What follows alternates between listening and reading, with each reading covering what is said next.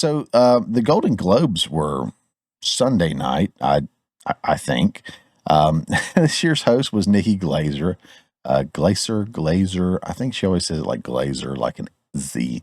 Um, who I think can be funny. I've seen her do some of the roasts and whatnot, and she's pretty good on those, and it has a good delivery and everything like that. I'll pull this up and then I'll show you a clip, but this is from Variety. If I can get it. There we go. This is from Variety. Nikki Glazer's cut Golden Globes jokes skewer Alec Baldwin, Luigi Mangione, whatever his name is, and more. The wild robot is Nicole Kidman after 2 white wines. Not the best headline. Hey, there's Nikki Glazer and her Golden Globes. All right. All right. Nikki Glazer earned widespread acclaim for her hosting duties at the 2025 Golden Globes, where her monologue poked fun at Diddy, Ben Affleck, and Timothy Chalamet's mustache. He does look like a child, doesn't he? But what about the jokes that didn't make it to air? And Glazer appeared on Howard Stern's Sirius XM radio. He drives me nuts. The morning after the awards ceremony to share some of the harsher punchlines she decided not to say on live television. Well, first, let's take a look at what she did say on live television. And I've kind of cut out, I guess, the highlights. This is her highlight reel of edginess and pushing the envelope. Oh my God, it was so good. I mean, that movie was more sexually charged than Diddy's credit card. I mean, seriously. Oh, no, I know, I'm sorry. I'm upset too. The after party's not going to be as good this year, but we have to move on. I did not know much about Wicked going into this year because I had friends in high school, but I loved it. I loved it so much. Everyone loved Wicked. I loved Wicked. My boyfriend loved Wicked. My boyfriend's boyfriend really loved Wicked. It was so much fun. It's just it's so much fun seeing a musical in the theater. And, some theaters had issues with the musicals. At Wicked, some people complained that the movie was ruined by people singing, And then at Joker 2, some people complained that the movie was ruined by the images on the screen and the sounds that accompanied them. But I'm sorry, Joker 2. Where's their table?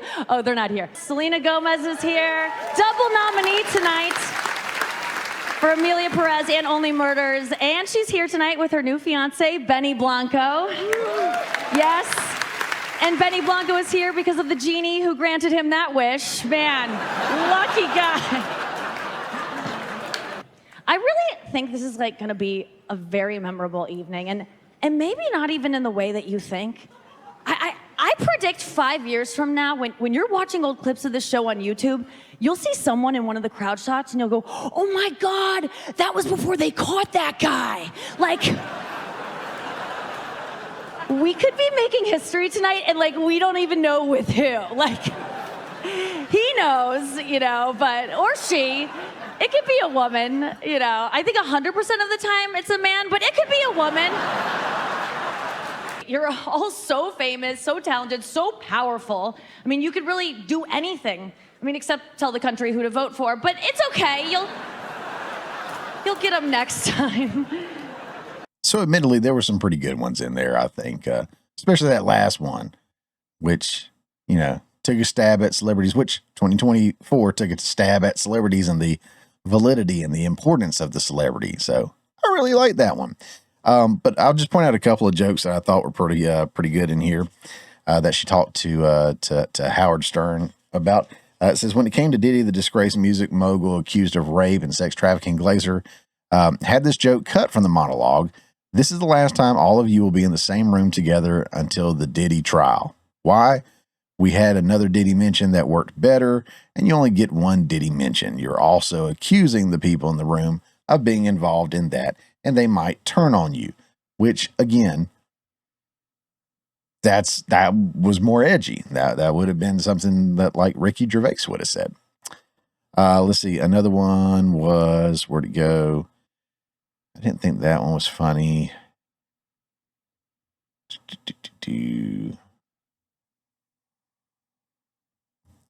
Perhaps Glazer's smartest decision was not telling an Alec Baldwin Rust joke as it pertained to the death of cinematographer Helena Hutchins. Michael Keaton was so great in Beetlejuice, and Alec Baldwin sadly did not come back to play a ghost because he was too busy making them. Please know that I know that was not nice, Glazer stressed. It's such a great joke, but it's just too mean. I mean, it's mean because of what happened to Helena Hutchins. It's not mean because you're calling Alec Baldwin out on it, to be fair. And Beetlejuice was entertaining. Wasn't the original, but it was entertaining nonetheless. But yeah, so it feels like maybe pulling some punches while trying to get up to the line. I don't know. But I tell you, I didn't watch it, but I did hear about it. So I pulled up her monologue, cut those clips out. And it kind of reminded me of what I did see, which was Whitney Cummings, who I tend to like very much. And she was, I don't remember, the creator or involved with Two Broke Girls, which was a great show. Really enjoyed that. Kat Dennings, is just love her. But yeah, Whitney Cummings has been around for a while. It's a very established comedian. And yeah, she went off a little bit at the New Year's CNN thing or whatever. So here's some highlights from that. Documentaries finally realized the only way to make money is to just make them about cheerleaders. The Dallas Cowboys cheerleader doc showed the girls being treated horribly, underpaid, crying. I thought I'd open a video on Hunter Biden's laptop. 2024 election fried our brains. The Democrats couldn't hold a primary because they were too busy holding a body upright. Are we still rolling? Am I off? Go for it. It was amazing that the pro-choice party didn't give their voters one when it came to the presidential candidate. Kamala was forced on us so hard you'd think she was patented by Pfizer or Moderna, whichever one's. Oh, God. Andy just gave me a very scary look. No! I think we all agree on a lot of things. And since I only have a minute left live on Establishment Media, why don't we just say a bunch of things that we know that they'll never cover? Okay, ready, go. Trump Jr. didn't have any silverware in his house. No one thought that was weird? Are we still rolling? Crown Prince of Saudi Arabia put money into Disney, so just know there won't be any girl characters in the next Cars movie. Are we still rolling? This is wild. The why have so many presidents' chefs died? Weird. Boy Scout of America, they renamed itself Scouting America. You know who else changed their name? Sean Combs. Just saying. Let's learn something in 2025. I can't believe you guys are still letting me go. This is amazing. I love CNN. Please stop me, Andy, because I will just keep going. Happy New Year, Whitney Cummings. Am I still streaming? Yes. This is amazing. So yeah, some of that was absolutely great. I mean, holding up a dead body and Hunter Biden's laptop. I mean, awesome. Again, I've been a fan of Whitney Cummings for a while. Really enjoy her and her work. So, good for her. But again, something I want to point out is as much as they went to the line, I don't know if they crossed them. And if they did, is it too little, too late? Is it safe now? And it's not really edgy to do that. I do want to cover this real quick before I mention something about all of this. And this comes from a friend of the show, Hollywood and Toto, from Christian Toto. It says, Whitney Cummings, the left became the party of censorship. No kidding. Comedian shreds Kamala Harris's presidential run, clapter-seeking comics. Let's see.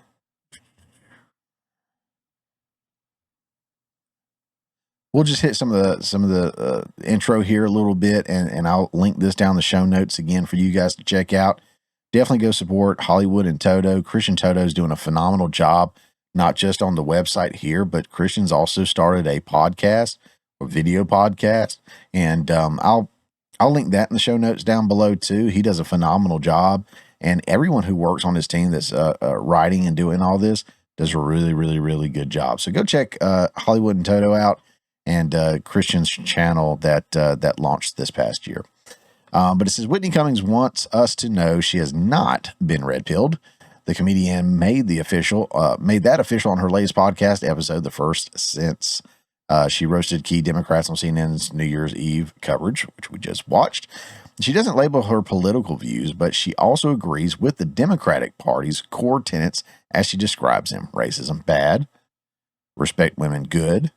Free speech, yes, please. Okay, so it's not the Democrats' core tenets, or at least it's not anymore. Definitely not. In fact, I would say that's the Republicans' core tenets. Racism, bad. We're not trying to segregate.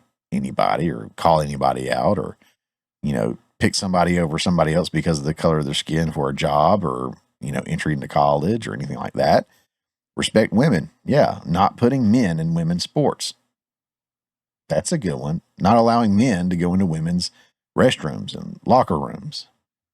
I'd say that's respecting women, protecting women. Free speech. Yes. Democrats definitely are the party of censorship, as she said earlier. She said what she didn't officially say, but implied repeatedly, the modern Democratic Party no longer lives up to that branding. Boom, pow. If you love your party, you have to be able to criticize it. I don't really take sides. I always thought of myself as a pretty liberal person. I don't think the left is as liberal as it used to be. The left became the party of censorship. My body, my choice, but you have to take this vaccine. And my body, my choice, the pro-choice party, but you don't have a choice in your candidate, she said, repeating the line from the CNN roast. I'm not an expert on politics, but I am an expert on hypocrisy. I was raised by hypocrites. I've dated hypocrites. I know hypocrisy when I see it, she said about her CNN segment. So for me, I didn't think I was being political. I was just pointing out hypocrisies across the board, which I appreciate because I will do that on the right as well.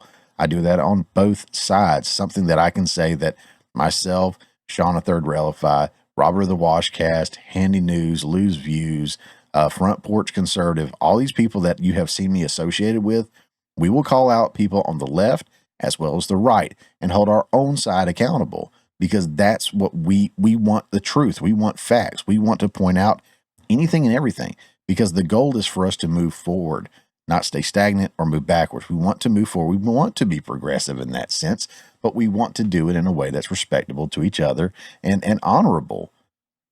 Again, holding ourselves accountable to that level. She said that's home court advantage. She cracked up about CNN's liberal bias. There's nothing risky or dangerous about that. It bothers me when comics say stuff that's self-righteous and they get applause when they're being fake brave. She added, if I was going to roast Trump, I'd have to do that on Fox News. And I already roasted Trump, she said, alluding to the 2011 Trump roast on Comedy Central. And again, they got the video of that and some more. But go check out Hollywood and Toto. Again, the full article will be linked down below. You can go read it. And I do encourage you to do that. Support independent journalists like Christian Toto and his team. But something I was going to say about all this is it really that edgy? Is it really pushing the boundaries? Or is it just safe to do all this now? And I think it is safe to do this now. Someone who covered it very, very well, and I will link to that video down below as well, is Chrissy Mayer. Chrissy Mayer, first of all, hilarious. Second, beautiful. Third, I mean, just calls it like she sees it. Again, kind of like us with the political game. I mean, her being a comedian, she calls it like she sees it. And I think she appreciates and respects Whitney and any of these other comedians that are out here killing it, especially the women out here, doing their thing. But at the same time, it's like, where were you at 2 years ago, 3 years ago, 5 years ago, when those were extremely edgy jokes? And we were saying them, like Chrissy Mayer. Chrissy was saying them. Other comedians were out here saying them. The Hodge twins are saying them. Comedian Chris Clark, who I've had on the Monday night stream, who opens for the Hodge twins and works with them on their show. And he's his own touring comedian. I mean, these people have been saying this kind of stuff for years. And just now we're starting to see some of the more mainstream comedians crack these jokes or push the envelope, so to speak. But it's almost like they've gotten the green light to do that. And I'm not trying to take anything away from them, but I will say that it's not the edgy material that some people may think it is. Whether it's them that thinks it, some of their audience that thinks it, the media that thinks it, these are jokes that we've been saying for a long time. And I say jokes because I'll make a joke from time to time, but as far as I'm concerned and some of the people that I work with are concerned, we've been spitting this truth. We've been talking about these facts and these hypocrisies for a while now. Chrissy Mayer, of course, is a comedian, so she's actually been telling the jokes, So hats off to her. Love me some Chrissy Mayer. Again, I will link to the show that I'm referencing down below of Chrissy's. I watched it the other day. It was awesome because, of course, she's awesome. So go check that out. She goes into it a little bit better than I will because I'm kind of retarded. Yeah. Hey guys, thanks for checking out this clip from the Morning Mayhem. Remember, this is just a portion of the full show that comes out every Friday morning at 10 a.m. Eastern Time. If you hadn't already, don't forget to subscribe so you don't miss out on any of the full shows or these tasty little nuggets.